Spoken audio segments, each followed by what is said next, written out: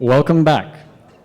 Our final panel, The Path Forward, bringing Iran back into the community of nations, will discuss the ongoing struggle to topple the Islamic Republic, examining potential game changers such as international coalitions, strict sanctions enforcement, mass labor strikes, armed forces positions, and high-level defections needed to reach critical mass for regime change. Joining us are Norman Roule, former National Intelligence Manager for Iran and current Senior Advisor to the Counter-Extremism Project and United Against Nuclear Iran, Mufti's Policy Director, Navid Mohebbi, Behnam Taleblu, Senior Fellow at the Foundations for the Defense of Democracy, and Matt Zweig, a former senior staffer on the House Foreign Affairs Committee and now with Foundation of Defense of Democracy Action. This panel will be moderated by attorney and Mufti advisor Afschineh Latifi.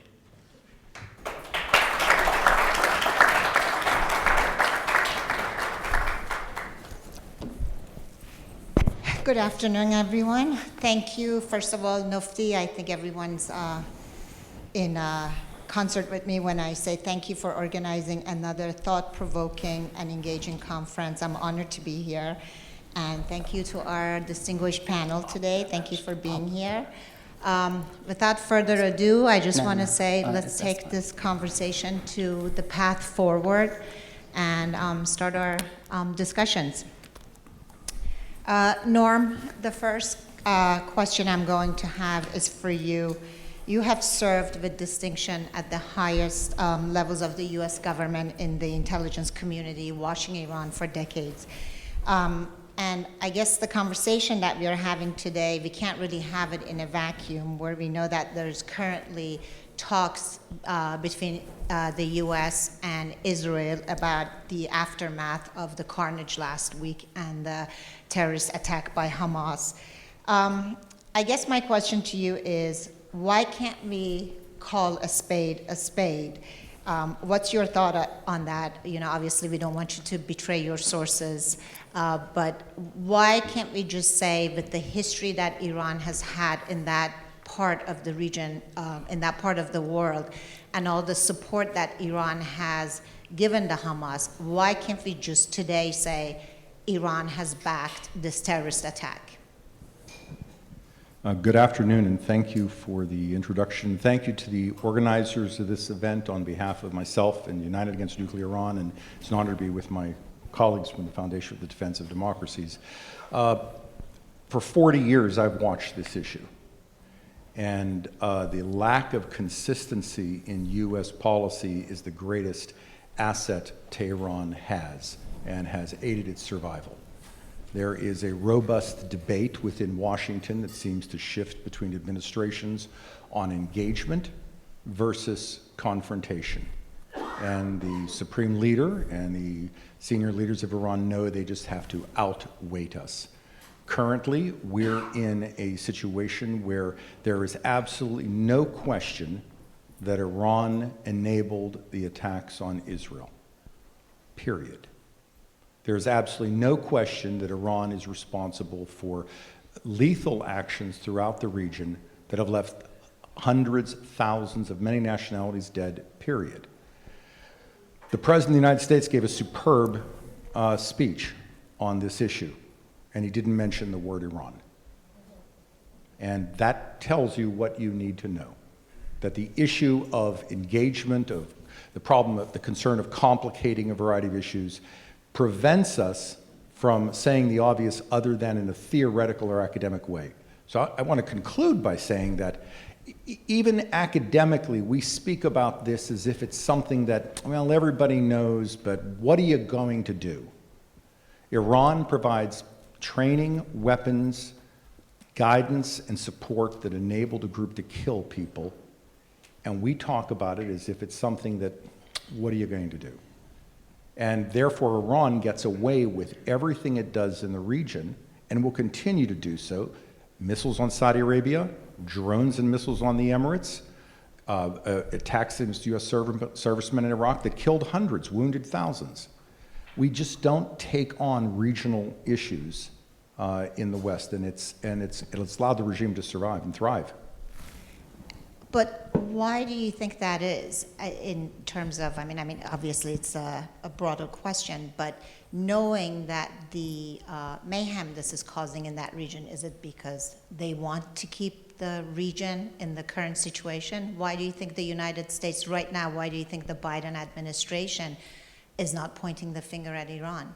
Well, it's certainly true that this is consistent, and the Biden administration, in fairness, has stated publicly, John Kirby, Jake Sullivan, and others, that Iran is behind much of Hamas activity, and Hamas would not be Hamas without Iran's support.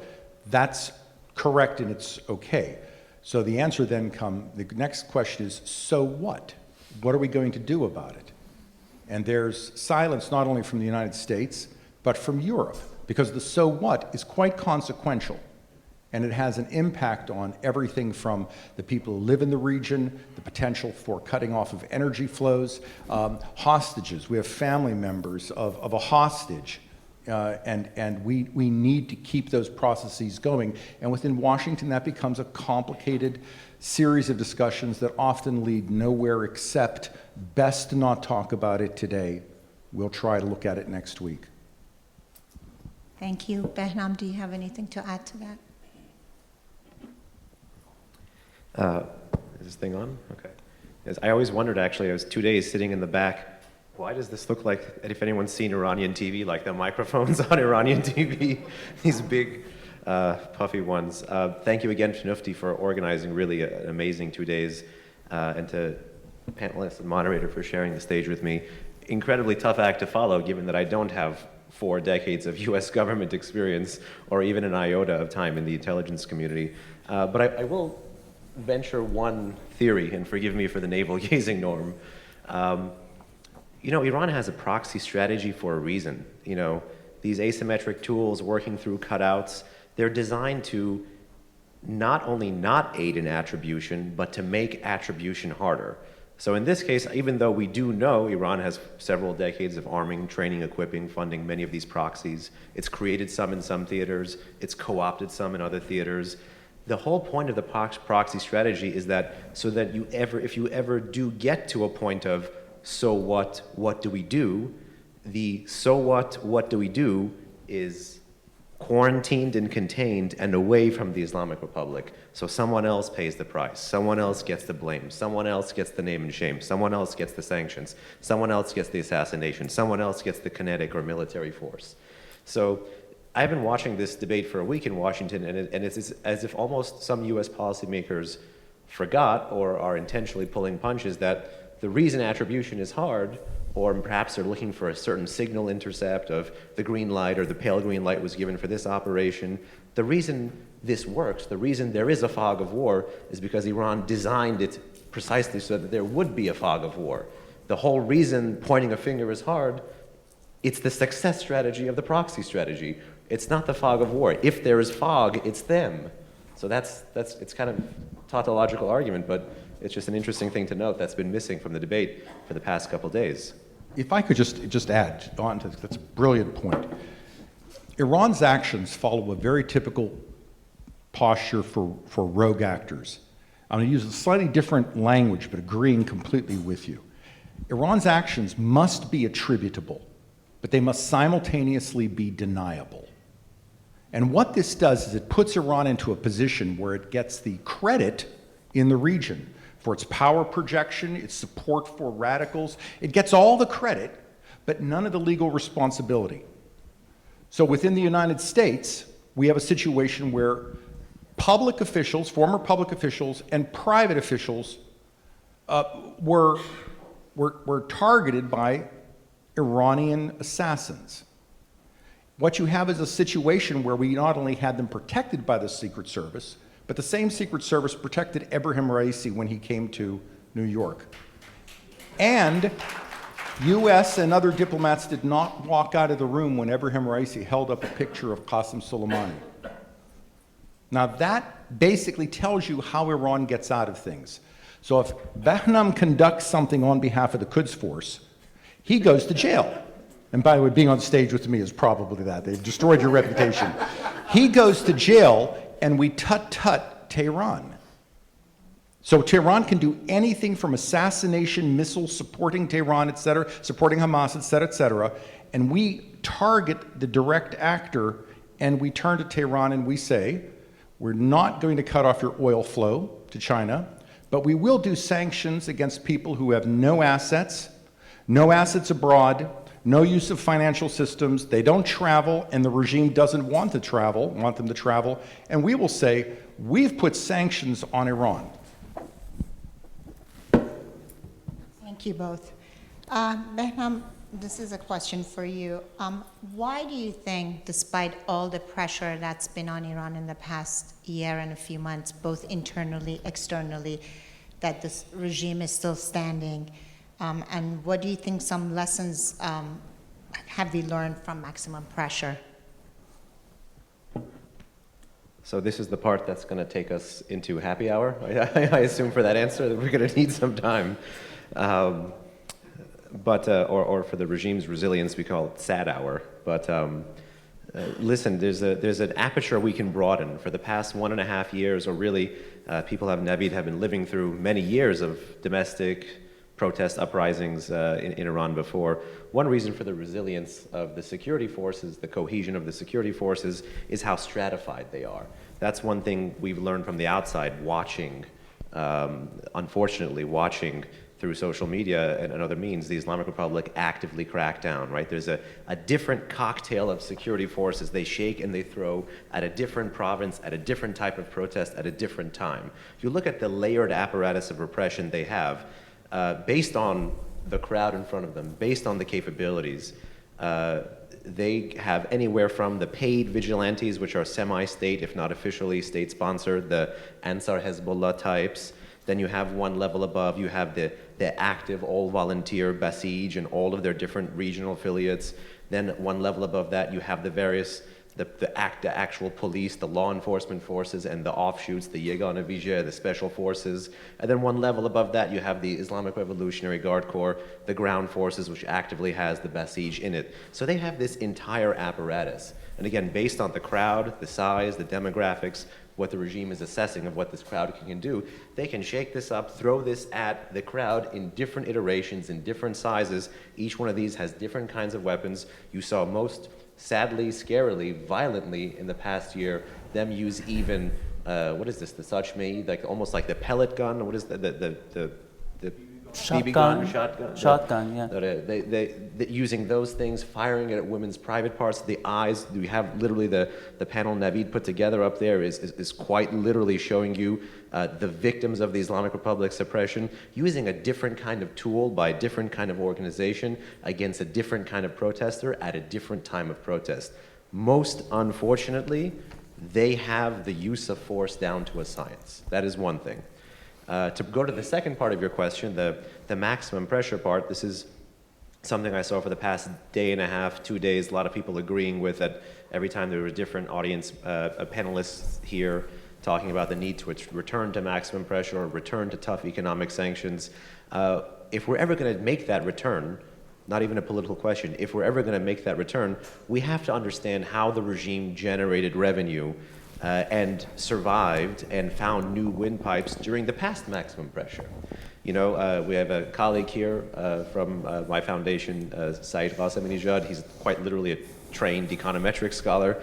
Him and I have just been working on an oil article talking about the money that Iran has been able to get from crude oil sales, condensate sales, but also regional sales. You know, Iran's regional trade is a big problem. Iran's non-oil exports have surged to even outpace oil exports. This is actually a revolution in Iranian exports. Beyond that, of course, bartering is a huge problem, and it's going to grow as soon as the Iran-Russia relationship continues to grow. But they have found successful ways to offset some of our most potent non-military tools. And if we return to those tools and don't calibrate them based on the reality that we assessed of, oh, how did you survive the past go-around, we are quite literally setting ourselves up for failure while patting ourselves on the back for reapplying a policy that looks tough or feels tough or sounds tough.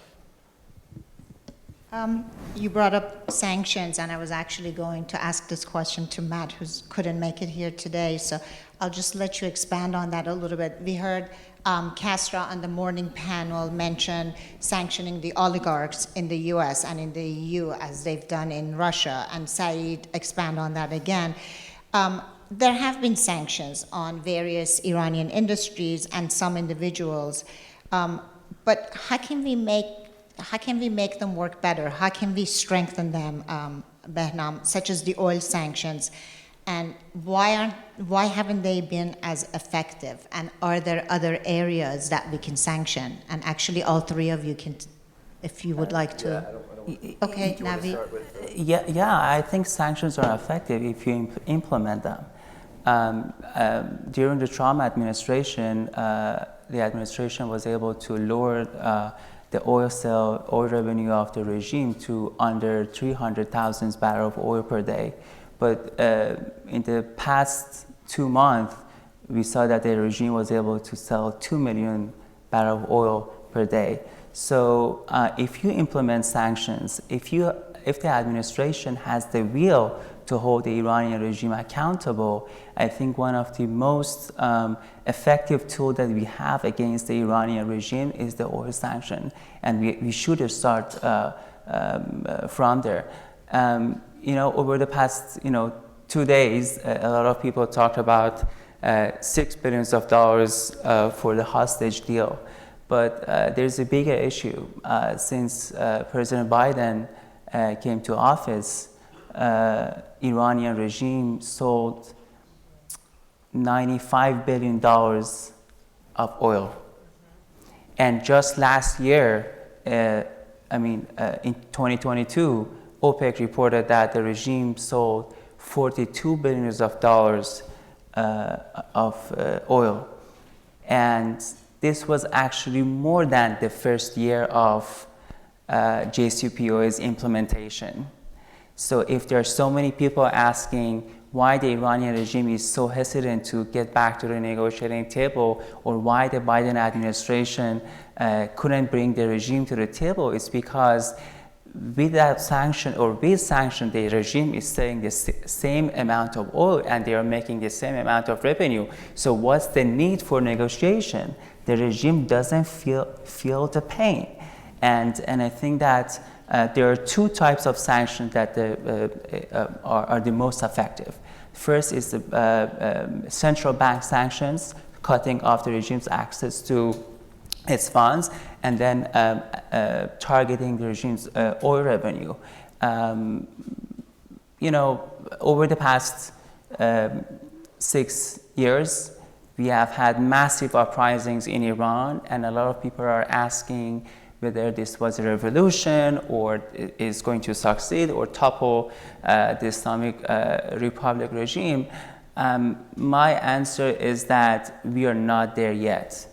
And I'm concerned that if we have another round of protests, it's going to have the same outcome as last year's uprising, because I see this as a puzzle.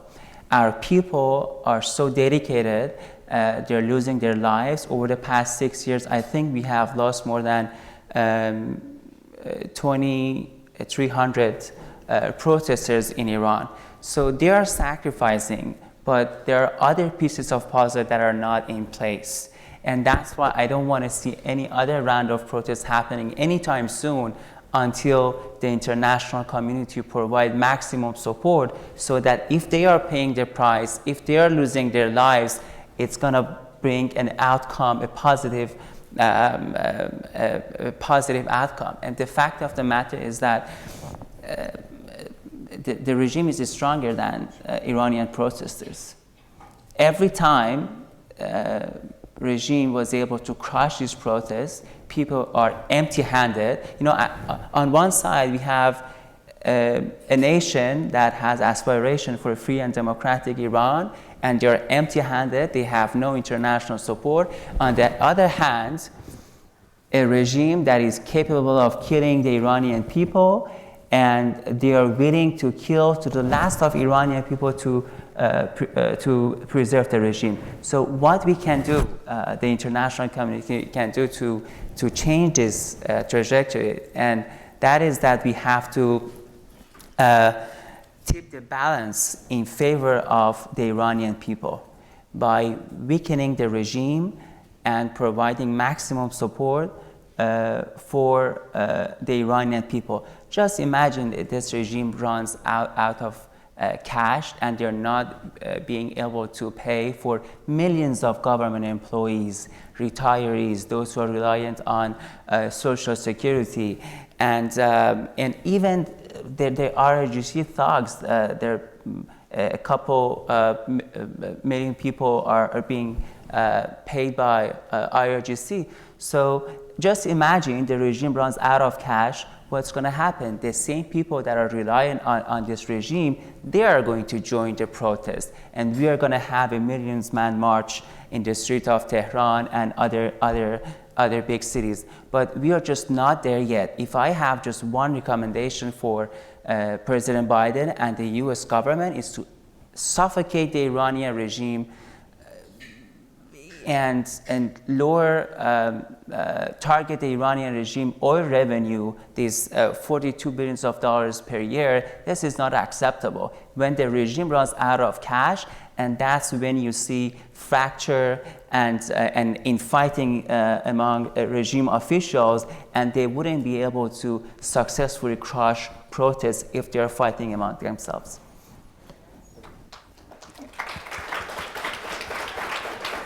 Just a very quick footnote to Navid's very helpful reminder for the administration that the oil is the major lifeline. But to keep an eye on those other lifelines, those evolving lifelines to petrochemical, you can stop an oil tanker and determine if the oil is Iranian. Oil is going for like $100 a barrel or something, hypothetically. You stop another tanker that is carrying petrochemical products, you can't determine where it comes from. And because the price of this is higher, you have more people willing to do the smuggling. And then you can't, again, attribution, you can't attribute back to Iran. So keep an eye for the way that the web of sanctions grows, the way the web around the sanctions grows as well. So that's one. And two is, a lot of these things are bureaucratic in the end of the day. The Treasury Department is overtaxed, overworked, and probably underpaid. Everybody and their mother has a sanctions regime program now. Venezuela, Syria, Cuba, North Korea, Iran, Iraq, Russia. Imagine how many people in the Treasury Department are focusing on Russia-Ukraine sanctions. I think there's a real human resource staffing problem for the US government as well. You've seen a steady rise in the number of these sanctions programs since 9/11. It's America's favorite overt way to respond to threats. But I don't think bureaucratically, technically, legally, and even in a budgetary sense, you've seen a commensurate rise in staffing, in funding. If this is going to be America's major tool, it has to be resourced, it has to be funded. It sounds very boring and bureaucratic, but those are the ways some of the most toughest and important debates in Washington are won. Behnam, but I think it's more about political will rather than a staff That shortage. too. Because how about during the Trump administration, they lowered the oil revenue under like 300,000. Yes, but there was no Russia-Ukraine war then. I agree with you. These are both complementary, both the will and the capability. We know that these oils are going to China and through Malaysia, so targeting them shouldn't be a big issue for the Biden administration. But the problem is that I think there is a quiet agreement between Biden administration and the Iranian regime do not escalate or do not continue enriching uranium, and we will turn the other way for enforcing oil sanction. I think that's what's happening. So without going into any details, I will speak in some hypotheticals. For 40 years, the United States government has looked at this, okay? Do you actually think there's anything we don't know after 40 years? Okay, I'm not done. For 40 years, we have looked at this. Do you actually think that it's something we didn't do because it's easy, not too much of a problem, or there are complications? So let's take China, okay? Madam, we're sending you to China this week. And you're here to say that the Xinjiang Peninsula teapots are buying Iranian oil, the refineries. We want you to tell them to knock it off. You have some issues about the dollar. We need to tell them to knock off support for Russia. We need their help on North Korea. We need to talk about the World Health Organization. 2 people in the US government thinks that we need to talk to them about the next COVID. So we need you to beat them up for a little bit and then ask them for a number of favors. So the bureaucracy is not understaffed, but the bureaucracy has competing issues that go forward. And that week, suddenly, COVID cooperation is what you want, and beating Xi Jinping up on buying Chinese oil is not the issue that can be discussed at that meeting. And there aren't that many decision makers with whom you meet. This isn't something where someone from the embassy just trots over and passes a piece of paper to the Chinese Foreign Ministry and things happen. There are also the issue of how we, and they're right on oil and petrochemicals, no question. We have now the problem that Iran's reserves have spiked. So today, all of these things are now in place again. They're now in place. How many months is it going to take to gnaw this down to the point where we have that starvation of funds to the Iranian regime? And during that period, someone is going to say, we need to calm the region. We need to ask Iran for help on hostages. I'm old enough to remember Iran-Contra. It started off with Iranian hostages in Lebanon. We now have Iranian hostages in hands of another proxy. Who knows where that's going to end up? But we have multiple European actors who need to stand with us on those same sanctions so that we can stop the ships, the insurance, all the many things that go with it. And that diplomacy requires a lot of effort, and then you're standing with the French or the Germans, and they have the whole list of issues they want to conduct. Now, the Trump administration did it, and they terrifically upset the Europeans, right? And this administration correctly says our allies were against us on our Iran policy under the Trump administration. They leave out everybody who's a victim of Iran was for us under the Trump administration. So this is complicated. You have to make a decision at the policy level. What are you going to do? What are you going to risk? And then you have to pray you have more than 2 to 3 years left in office, because if the next administration comes in and they say, I'm fresh, I'm new, a back channel has told us they're willing to compromise. If we lighten up pressure, they're willing to compromise on hostages, regional issues, et cetera, let's give it a try. So watch these administrations on containment, confrontation, and engagement go up and down. It's a gift to Tehran. So consistency on this policy is critical, or frankly, it's also a bit of a feel-good policy. Norm, let's just stay with you for the next question as well. If the United States moves to embrace another version of maximum pressure or even perhaps maximum support, as we've heard here today by the different panelists, what do you think Iran's response is going to be to that, and how can we be prepared to offset that? So when you design a sanctions regime, there are a couple of different things you can think about. There's something that makes you feel good. No ice cream for the IRGC. Cut it off. Okay? That actually has a benefit because it tells everybody in Europe, hey, there's some sanctions. I better not sell ice cream or things with the Iranians. But then you want to say, what touches the supreme leader's inner circle? So you should look at every sanction the administration, any administration puts forward and say to yourself, does the supreme leader of Iran and the head of the IRGC care about this? All right, they care about this. Then you say, do they think you're going to stick with this for a long time? Okay, they think we're going to stick with this for a long time. Then they test you. Actions in Iraq, actions in the Arabian Sea, hostages. Are you going to stick with this? I was the intelligence advisor to the Joint Comprehensive Plan of Action negotiation team for most of the meetings. I'm nonpartisan, rigidly nonpartisan, work with Democrats and Republicans. My job was to make sure policymakers were smart, they do policy. I'm not allowed to have a voice in that. If the Obama administration had been able to think of the phrase maximum pressure, I would bet both of my shoes they would have used it. Because in 2014, the belief was we had done, as the United States, with our European partners, pretty much everything that could be done. We had military forces stationed in the region, not just Iraq and Afghanistan, but regular aircraft carriers. We had unity in the Gulf. But the Iranians didn't come running to the table. The Islamic Republic came to the table to see what deal was available, not I'm here for any deal. So then they test you. We're here. Now at that point you need to have a fortitude to say, I'll tell you what, I'm going to meet you for 3 days and then I'm walking away. Instead it's, I'm meeting you for 3 days. You know, he sounded like he's going to give something. He went to Tehran, he came back and he said, you know, the hardliners they're wavering, but if you can stop sanctions for a week and a half, you know, I bet we can get this deal. You've got to have the fortitude to say, no, thank you so much for playing, I'm walking away.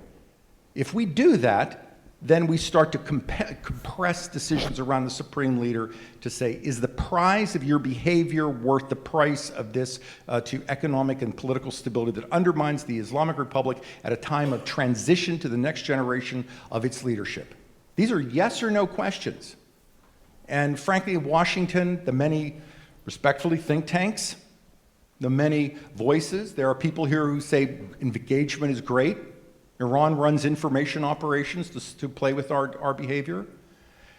And it's tough. I have to wave one last flag on oil sanctions. It shouldn't be lost that in the last year, the most significant oil sanction on Iran came about in part because of, United Against Nuclear Iran's work on an oil tanker. How many other oil tankers have been stopped? And we're in a situation where we're in an NGO is one of your main weapons on oil sanctions. It tells you something about fortitude and where we're willing to go down the line. And if you're Tehran, you can then play with that. I just want to add one point about the importance of sanction against the regime. I remember reading the interview of the head of ODNI, and he was talking about what was the Iranian regime's motive for interfering in the US election. And the reason was that Khamenei was concerned about the continuation of maximum sanctions against the regime, and he thought that if this type of sanctions continue, it may overthrow the Islamic Republic regime. I'm not saying that that was true, but that was how he felt about US sanctions. But Khamenei was so lucky that the duration of those sanctions, maximum pressure, was less than 2 years. Less than 2 years. Just imagine if that had continued for another 4 years, 6 years, I think we would have been in a different place. So I think the key point is that we have to suffocate the Iranian regime in terms of access to cash. I remember during the last administration, the regime had to slash the funds of salaries of its proxies in Iraq. From $1,500, they had to cut it to $750. And if they do the same thing to their own Basiji members and militias and IRGCs and their own employees, they are going to turn against the regime because they work for the money. They no longer, have any ideological connection to the regime similar to the, early days of the revolution. I don't buy this, short staff or, we don't know how to do it. The U.S. knows how to do it, they just don't have the political will because we have done it in the past and we can do it again. Nothing in life, if I can just footnote, nothing in life is monocausal. If everyone says there's one reason why, it's probably a multi-variety of reasons why. It's very hard to find things in life that are often one reason why.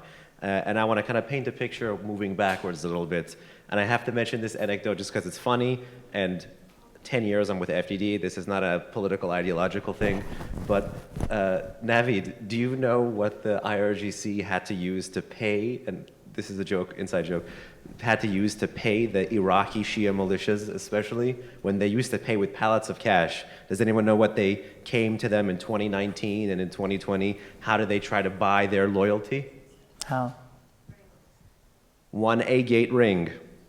یه انگشتر حقیقی. Wow. You can't do anything with Yeah, this. because they were running out of cash. Exactly. Yes. This won't do anything for you. This is just, it's a match me shit. But this is what they were. This is me concurring with you. I'm just saying it's more than one reason. It's more than one reason. The sanctions, the will is absolutely. If it's a cocktail, this is the primary ingredient. You have to have the will. But you also have to have the legal authorities. You have to have the timeline, like Norm said, to be able to implement a policy over a period of time to show to the regime that you have more resolve than them. And then this is a good thing for people here to note who would like to see a policy, have a vision of what that policy is, but we have to think red team what our adversary would do in response to that policy. And I feel like, Norm, correct me if I'm going out too far here, but the regime understood that we had risk aversion even though we embraced, even during maximum pressure, on a very risk-tolerant policy. So they not only tried to run the clock against the maximum pressure, they tried to throw the administration off, to make it look bad, right? First they shoot down the drone. What was even Trump's response? Nothing. Then the cruise missile and drone strikes against the oil field in Saudi Arabia. What was Trump's response? Nothing. Even then, after that, after the U.S. killed Soleimani, a major accomplishment for the former administration, then shortly thereafter, a barrage of 16 precision strike short-range ballistic missiles targeted 2 facilities where U.S. forces were undefended. It was the largest ballistic missile barrage in U.S. history since the end of World War II, and it was brought to you by the government of the Islamic Republic of Iran, the world's foremost state sponsor of terrorism. The U.S. absorbed the strike. The U.S. did nothing. Fast forward to 2022, Biden, totally different administration. September of last year, a joint ballistic missile and drone strike against northern Iraq, against Erbil, kills a U.S. citizen. For the first time, a U.S. citizen dies due to a ballistic missile barrage. The U.S. also does nothing. The reason I'm painting this picture is because even if you have an administration pursuing a sanctions policy, Iran is going to do things to knock it off, to deprivilege our desire to see not just oil sanctions implemented, but oil sanctions enforced. And instead you're going to have people come out of the woodwork and say, no, de-escalation. No, deconfliction. No, Iran is going to go to 90% if you do this. So Iran's responses to sanctions is not always just going to be in the economic domain. You sanction this ship, they change the register. You sanction this vessel, they smuggle it on a different ship. They're going to respond in different areas and try to force you to turn back the clock. And I'm sorry I said this would be short, just one more anecdote. Yesterday you heard David Behnam talk a lot about the end of the Iran-Iraq war. In the speech that Khomeini gave, where he ended that conflict, he gave 2 very famous lines. One about the poison chalice, that he drank from the poison chalice. He settled for a suboptimal solution. That's going to be the secret of sanctions again, to get Khamenei to settle for a suboptimal solution. But Iran then was so afraid of the alternative that Khomeini said something else that people often forget. He said, "Age aberuy dashtem jurui khoda pas gereftam." If I had any dignity before God, I bargained it away. Very rarely in the life of that Ayatollah did you hear Khomeini say something like that. He was humiliated. He was humiliated. And it was one of the few and only times, like David Behnam said, that the regime did a 180. And until we're willing to drive this regime to get to that point... Because United States destroyed Iran's navy. That's why Khomeini had to stop the war. And also they thought the Vincennes plane... So, I was there for all that. Tell us.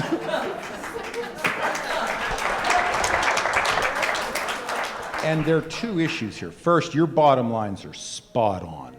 Spot on. All of your examples are mainly misunderstood. That's pretty shocking. And the reason for that is it's kind of like a bad breakup. When you turn to someone and say, how's it going with your bad breakup? Their answer is, well, I've broken up. Well, what's the story? And the answer is, well, it's complicated.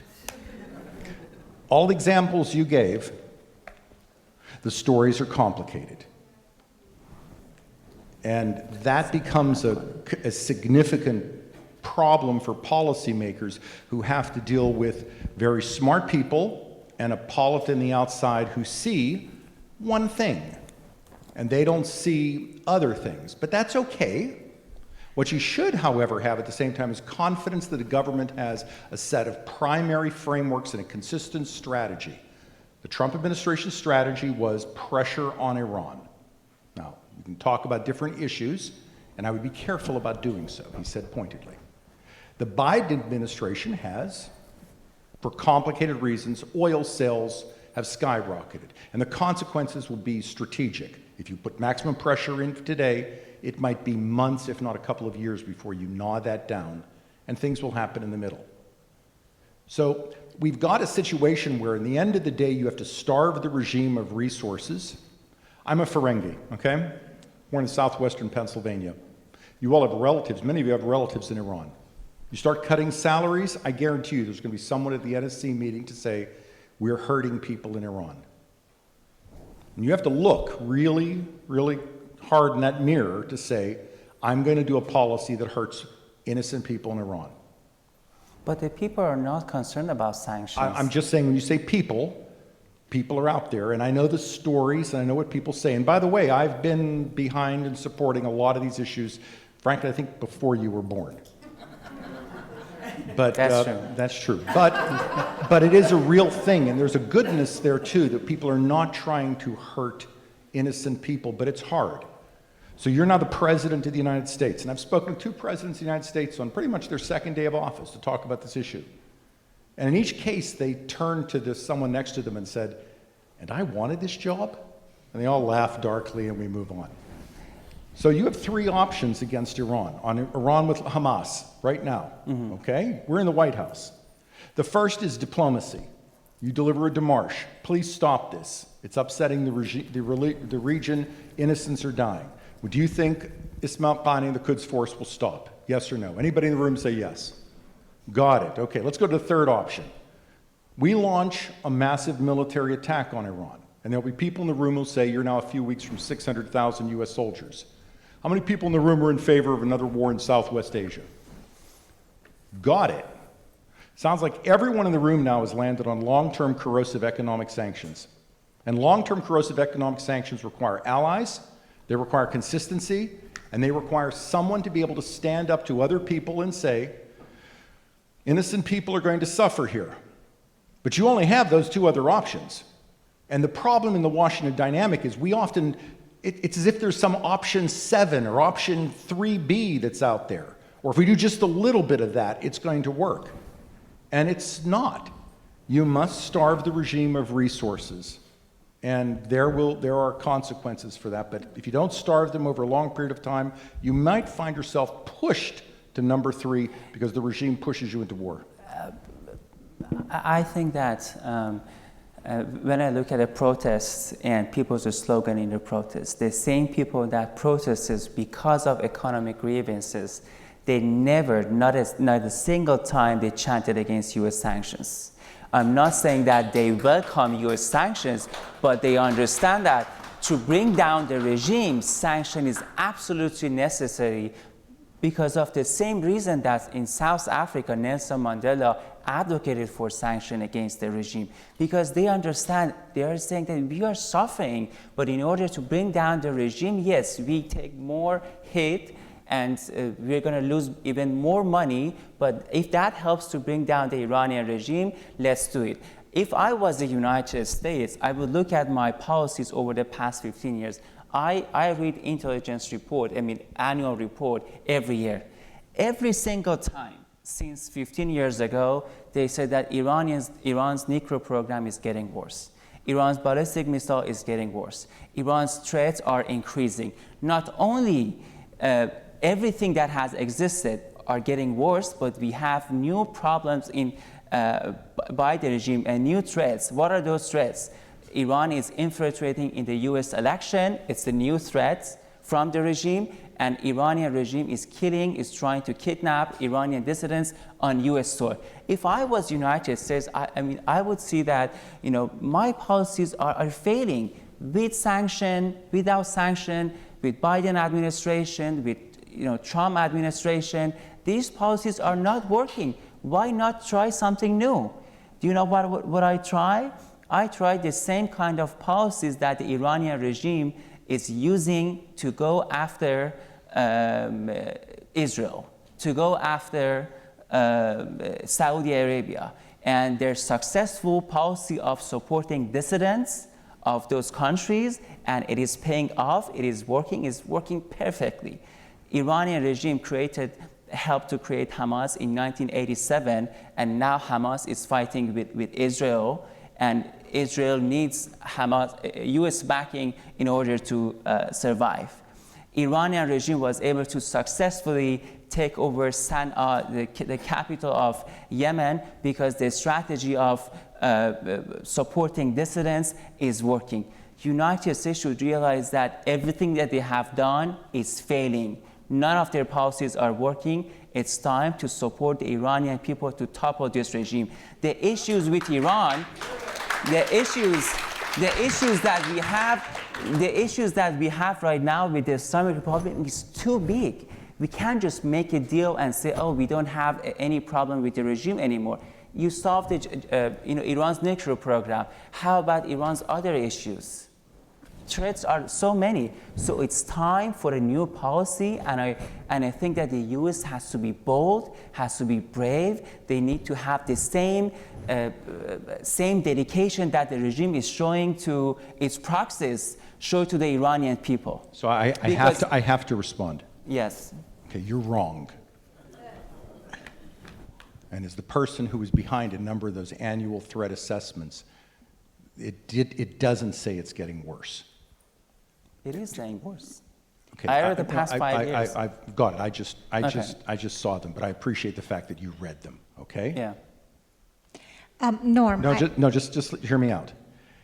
We have constrained a number of Iran's activities. It's nowhere near sufficient. And your views on what we should do with sanctions, I endorse many of them. But I tell everyone in the room, what you have to realize is this is a very complicated polity in Washington, and there are many people who say the opposite. And my advice to you, and I say this, it's going to sound facetious, but I don't mean it to be. When you get the number of electoral votes required to make your position relevant, then your opinion actually carries weight in a room. Because the number of electoral votes I received was the disappointment my mother predicted. And I've been in the room with 5 presidents on this issue. None of them have said they want to abandon the Iranian people. All of them had to deal with the consequences of if we do this, there are those who say, and we might have a land war in Southwest Asia. Now, you and I may say that's absolutely not true, but truth in lending, we're not the guy or gal who has to send thousands of people to their death. I'm saying their policies are not working. The policies aren't working enough, but Iran's nuclear program has been constrained. They've had bad luck in a number of other areas around the world, and all I can tell you is the world can always be worse. So I don't want to disagree with your fundamental points, but I do have to leave you with one thing. Your US government has a lot of heroes and hard workers in it who do achieve successes within the boundaries of a policy framework. It may not be enough. You got my vote. But let's not discount that everything is getting worse. Norm, Yeah, and I just want to follow up on something with Norm. This is important. So at this juncture, just listening to you and everything you just said, why wouldn't a strategy of regime change in Iran be helpful or harmful for the US? As someone who might understand that phrase, it can be interpreted 100 different ways. Regime change isn't just we want to get rid of the supreme leader or the Revolutionary Guard. That's actually the official position right now of the Biden administration. You'll have many Biden officials say publicly, we wish there were someone else there. But wishes won't make this happen. And it has not been US policy for many years to engage in that. I'm not saying it's a good or bad thing. I'm saying it's a thing. So to undertake this requires fortitude, consistency, recognition of the consequences, recognition that people inside might get hurt, recognition that people outside might get hurt, and a real commitment. But and I know I'm being recorded, and I'm sure the Revolutionary Guard will be seeing some of this in the MOIS. You will all one day be out of work. Okay, I'm saying this to the Revolutionary Guard and the MOIS. You will all be out of work, and the people of Iran will put you in prison. So I'm saying that for the record. But this is very complicated, and it's something where you need political leadership and consistency to execute. Behnam, you've been looking at the regime in Iran for a while now at the FDD. What are some of their successful practices that might be worth emulating? What can we learn from them? Well, Navid had a view on replicating some of their proxy strategies, but moral equivalency aside, part of the victory that the US already has is that we are not the Islamic Republic of Iran. We look different, we feel different, we think different. We have a qualitatively different approach to street protests in this country than street protests in that country. But, and to now be a footnote to my friend Navid's good commentary, there are things to learn even from an adversary. And I think, again, Norm also hit this point right on the head, looking at what they're looking at quite well. There was a line that was said in 2010 that first got translated to English in 2013, and it was said about Iraq, but then they applied it later to Syria. And the person who said the line was none other than Qasem Soleimani, and he was talking about Iran supporting, the Islamic Republic supporting Iraq. And then again, when the quote went live, when it went viral, they talked about it for when the Islamic Republic was supporting Syria. Many of you are immigrants or first-generation Americans, know full well the politics that may be behind this quote. But Soleimani told an Iraqi official, quote, "We're not like the Americans. We don't abandon our friends." End quote. Very loaded quote, very loaded statement. I'm not saying the US has constantly wavered, but we have the right to be critical of some of the vacillations in US-Iran policy over many, many, many decades. And this not abandoning your friend's business, sometimes it's easier said than done, and sometimes vice versa. But to Navid's point about proxies or partners or friends or allies or whatever you want to call them, the Iranian people are our friends. We should not be abandoning our friends. So step number one, do not abandon your friends. Don't vindicate Soleimani from the grave. Stand with the Iranian people, support the Iranian people.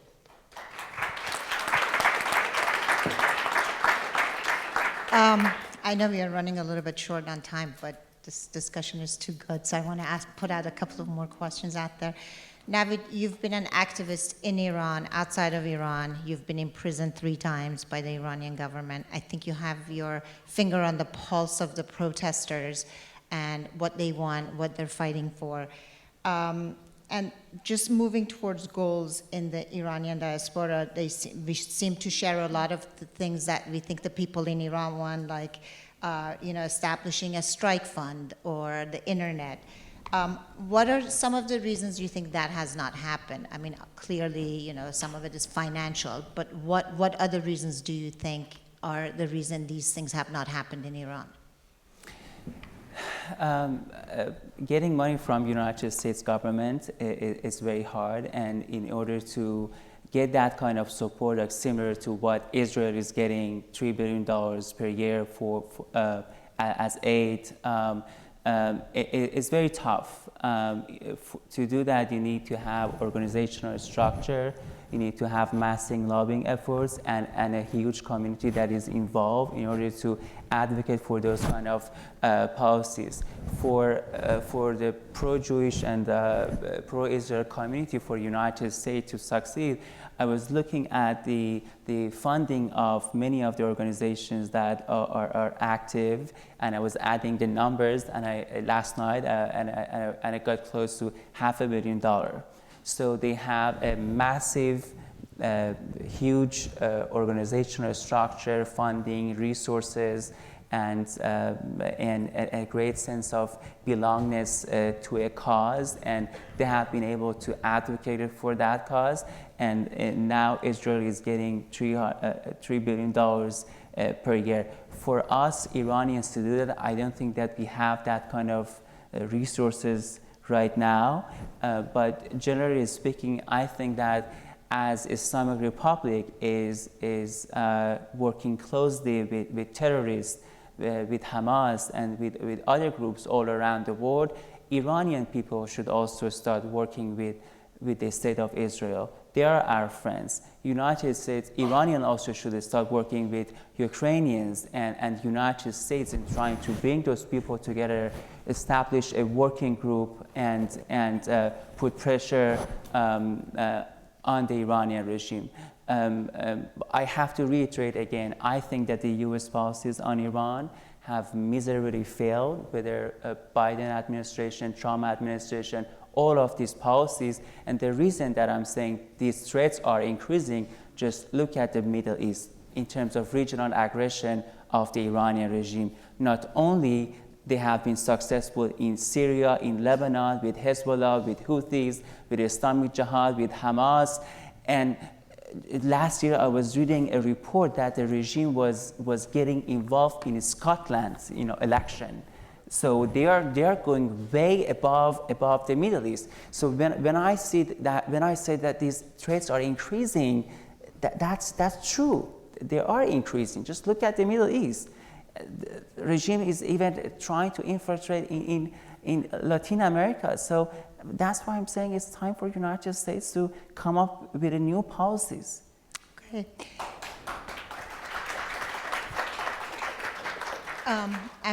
I think we need to leave some time for questions, but let me just ask our panel one last question, and this is kind of directed at all three of you, is just moving forward, what are you most optimistic about for Iran, in Iran, and what are you afraid of?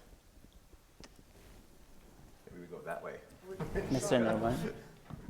I'm optimistic about the Iranian people who show courage. They inspire the world. From Evin prison, they inspire the world, and from the streets of Iran, they inspire the world, and frankly, in this room, they inspire the world.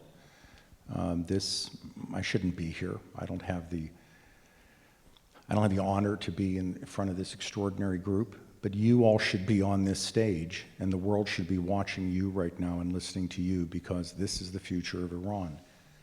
What I'm worried about is that we have a continuation of the international community being willing to tolerate Iran's behavior towards its own people, towards the region, and being unwilling to take very hard measures and the risks that go with that.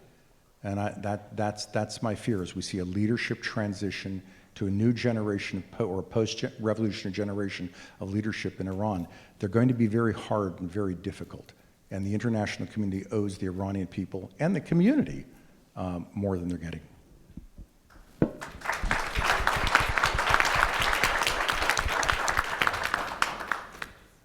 Go with Behnam. Go ahead. You can go ahead. So what was the question? Sorry. What are you most afraid of, and what are you most optimistic of? Yeah, I mean, I just don't like to see Iranian people forgotten, because the price that they have been paying over the past 6 years is unprecedented. You don't see any, at least since I followed the news and politics over the past 20 years, no nation has paid such a price for freedom, to gain back their dignity, their country back.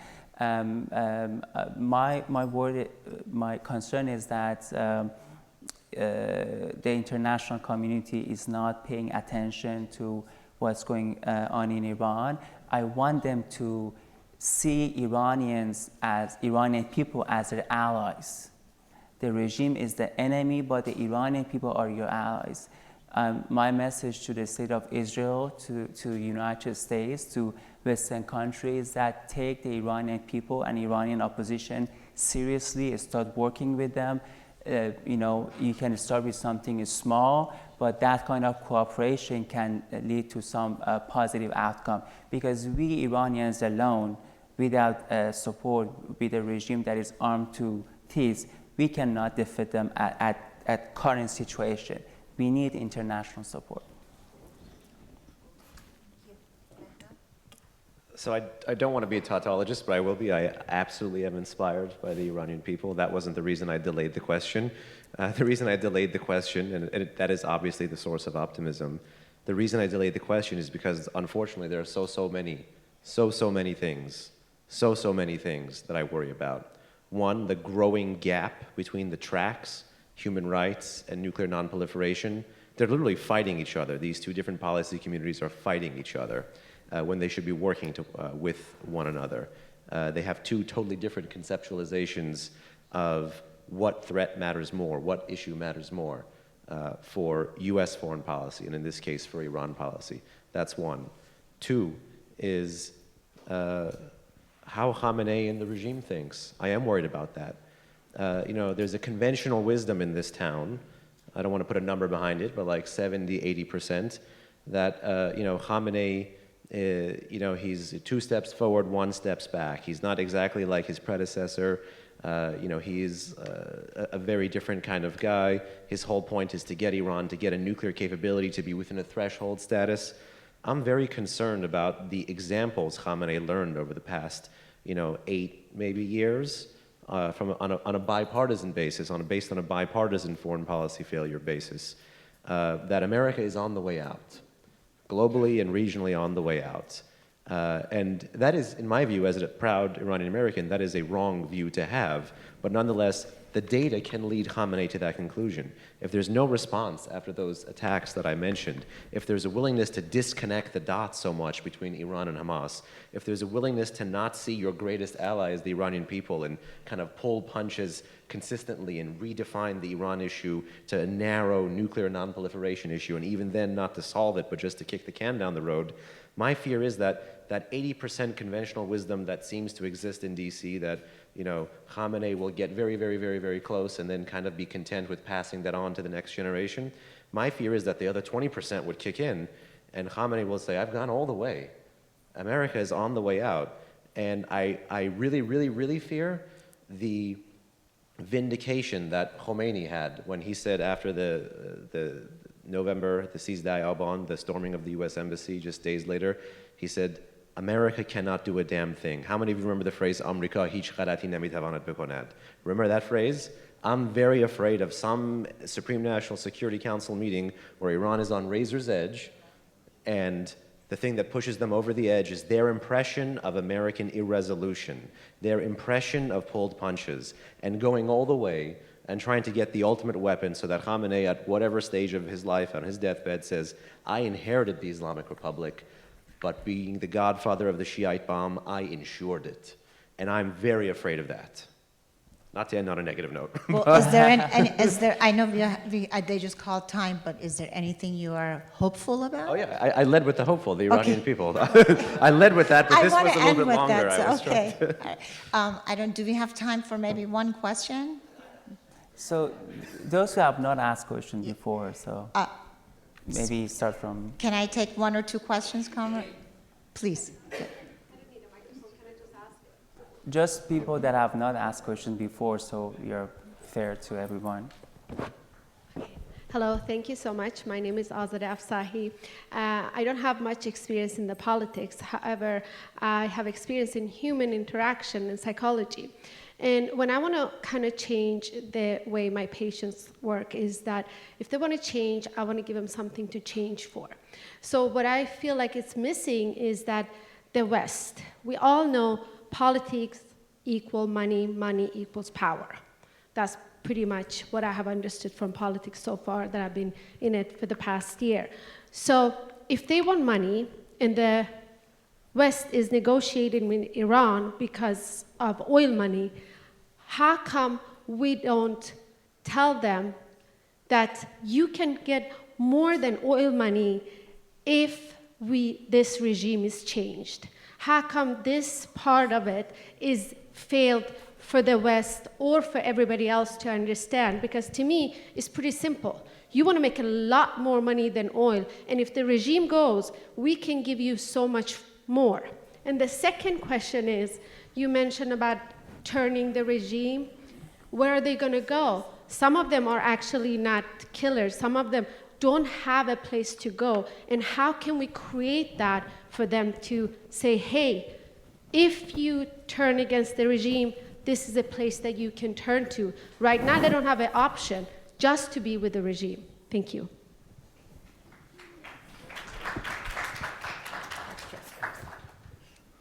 Who Who's wants going to to go take that? first? I think Iran has a lot to offer to the board. I think our last panel was about, economic opportunities in Iran.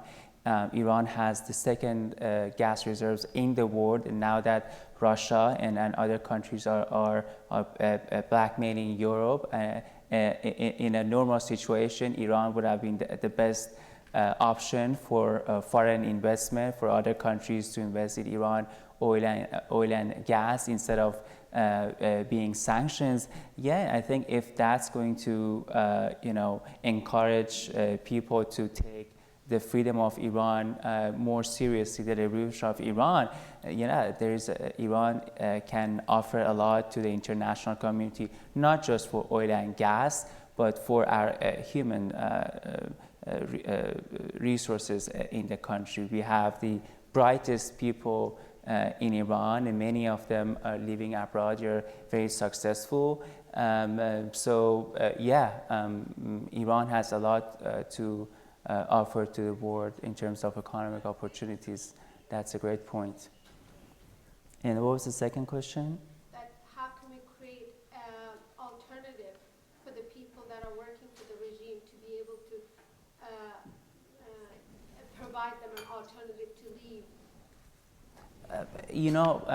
This is not a decision for me to make, but the leaders of Iran opposition, for example, Crown Prince Reza Pahlavi has always talked about the fact that those who are willing to join the people and correct their wrongdoings, there's an opportunity for them to join. I mean, I follow that kind of